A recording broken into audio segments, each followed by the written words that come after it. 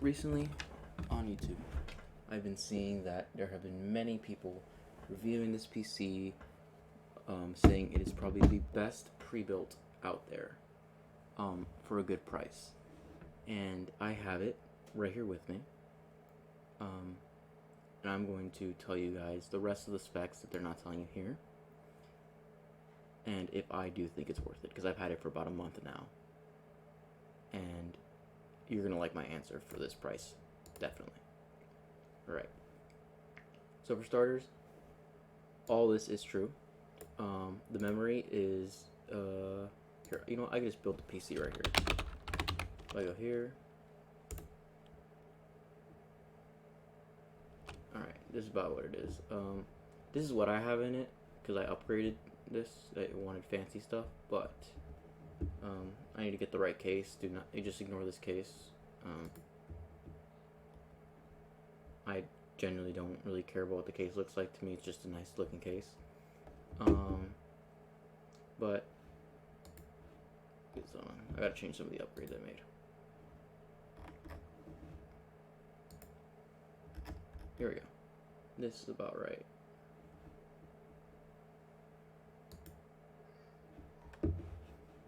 Video card is a ASRock 5700 XT.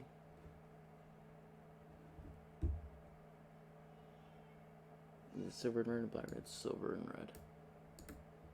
Alright.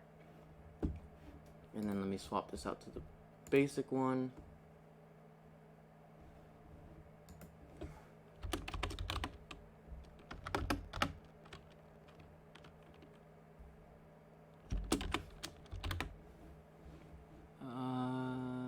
Right here. Alright. So, here we go. This is about right. I could add the case on here. Let me see if I can tell what case this is on here somewhere.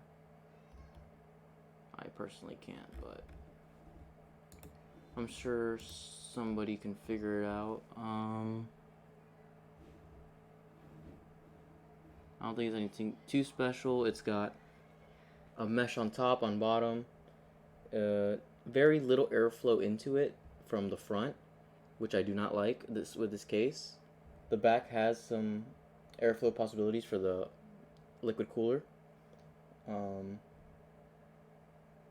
there's that, but I do not know which case it is exactly. I don't think I could find it here. Maybe I could. We're just gonna go with a basic looking case to probably would be around worth. Alright, so here we have AMD Ryzen 7 3700. It's a great processor for most games out there. You're not going to get anything else than that normally. 8 cores is pretty good. I do love having a liquid cooler. It is very silent. I could hardly ever hear it. And it's liquid cooling. It's just fun to have. It's got a nice fan in the back. I will say that it does have some case fan accessories on it, but they aren't the nicest ones. They're very basic. The fan doesn't physically light up. It's only the ring around it. They're 120s. Cooler Master brand. They're RGB rainbow effect that spins in circles. It's very slow. Like it doesn't look smooth. It's very slow rotations, but you can get by. It's good price for what comes. There's 3 of those, and then there's one fan, slightly better. It's got the actual light up fan. I do really like that it's on the back of the radiator. I do really like this, so I give them an A+ for that. The motherboard, I think it's a good motherboard. It's getting me by just fine. I feel like they could have done a little bit better, but granted, they're keeping you at a good price here. So there's that. I would like 3200 RAM. This is very basic looking RAM, nothing special on it, just red sticks. Looks really cool inside the case. I personally upgraded to Corsair's Vengeance Pros with the RGBs on them. I love them. I would recommend doing that because it's very dull in the case without it. Here's something they don't mention. This is your storage right here. It's going to be the Lexar 1TB NVMe solid state drive. I don't like only having a terabyte because now games take up a lot more. So I would recommend either getting an additional storage or getting an external storage for your games. The video card. It is on the lower price wise, being only worth 199, 179-ish. But it's an amazing graphics card. Oh wait, hold on, I put the wrong one on here. My bad. 5500 is not what it comes with. It comes with a AS Rock. Oh, that makes it a lot better. Okay. Comes with an AS Rock Radeon RX 5700 XT. Great graphics card, okay? I have not had any problems with it. It keeps my game cool. I'm running around 100 FPS in any game. Obviously, I can get more, just 100 FPS on high demanding games. If you wanted to upgrade this, I'd say go. It's competing good with the 2070. It's slightly behind the 2070 Super, about the same as the 3070. And if you want to upgrade, I'd say either go 3080. The 6800 XT that just came out a few days ago was a great upgrade. But nonetheless, this will get you by. Like I said, the case, I can be good. I told you what I thought about it. I can be exact. It's got, let's see, I think let me count here, 4, 6, 7 USB ports. It's got a few HDMI ports, display port, everything you need. It's got a Wi-Fi card on it, which they don't mention there. Most people don't know the power supply. I see most people putting in a 500 or 400 in it. It's actually got an 800 watt, which really surprised me. And that's more than enough for this PC. As you can see, it's only requiring about 400 watts. So you're good to go. Comes with free Windows, so that's obviously a bonus. And it's really nice. Comes out, if you were to do it, just buying it piece by piece, $1,280. Probably a little bit off on the case there. Might be cheaper, might be more expensive. Nonetheless, a really great price right now. I would recommend getting it. Let's see. Alright.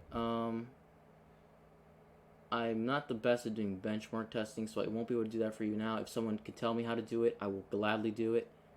Let's see. Right here. I have no idea what I'm doing, so please don't kill me. As you can see, this is just with AMD software open, and settings, OBS, and one tab on Chrome. I have no idea why it's draining 43% of my RAM when I have 16 gigabytes. We're not going to talk about that. My GPU and CPU seem to be pretty cool. You can do some, tuning here. Undervolt GPU, overclock the GPU, overclock the VRAM. I personally don't know how to do any of that, so I will not be doing that. But if you guys know what any of this means, I'll just show you what it does. There we go. There's my new voltage. 2100 megahertz with a GPU overclock. That's actually pretty nice. I know that. And if I overclock the VRAM, we're going up to, give it a second, 1900 megahertz. That's also really nice. I just leave it on default because I have no business in that. I'm not playing any CPU intensive games that I'm going to need to overclock anything GPU, but it's very nice to have. It will work. I'm running this on a Dell 32-inch 2560 by 1440p monitor. Works perfect. 4K videos run fine. And there's really nothing bad I can say about it except for the case, as I said. And the cables inside are pretty ugly. It's got some ketchup and mustard cables. I would like a little bit more lighting in there. The case fans could be better. And other than that, I really have nothing bad to say about it. It's an amazing PC for the price.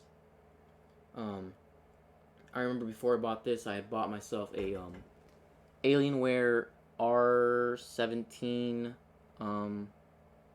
R3 M17. Sorry, amazing laptop, but wasn't worth the price. I believe I can find it here. Alienware. Oh, and as I'm looking this up, the keyboard and mouse it comes with, I personally wouldn't use them. I'm using the keyboard right now because I haven't purchased my new one yet. But I'm currently running a Alienware mouse. This keyboard, it's already starting to sound squeaky after 1 month. It's not the greatest keyboard. It doesn't come with a keycap remover, so I'm assuming it's nothing special under there. They don't want you seeing it. But it doesn't look to have any special switches on it or anything. It's not really a good gaming keyboard. Here's the sound of it if you can hear it. The mouse also squeaky off the start. I wouldn't recommend using it. I recommend getting a better mouse if you are going to be trying gaming. I wouldn't recommend it at all. And as you can see here, this is what I ran before it. Also a very good computer. 300 hertz display really shocked me. It was beautiful. I'm kind of sad about I missed the display, I'll say. The keyboard had a great RGB system, but you know, it was a lot of money for a laptop. Intel i7, 16 gigabytes memory, 2070 Super.